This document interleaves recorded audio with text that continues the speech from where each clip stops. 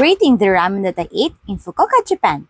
Did you know Fukuoka is the ramen capital of Japan? Kaya naman sinadya ko na puro ramen madalas ang kinain ko dito. Shinshin Ramen, one of the top ramen and famous siya kaya naman ang haba-haba ng pila nung pumunta ako. The best seller, ramen with all the toppings.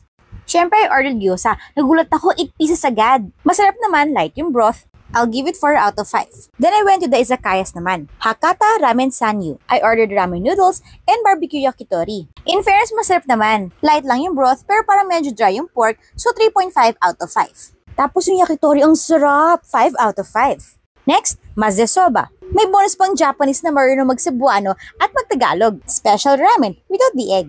In fairness, masarap-sarap siya kasi ang dami din ng onion. Yung broth a little bit thicker than Shinshin.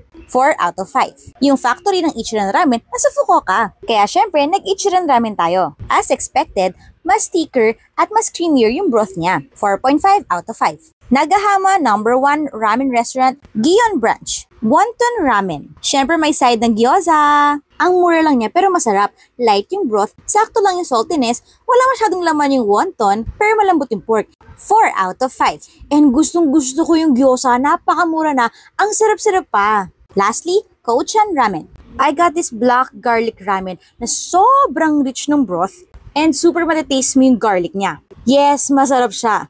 Klase naman ang kulit siya ng gyoza. 4.5 out of 5. Kaya let's go!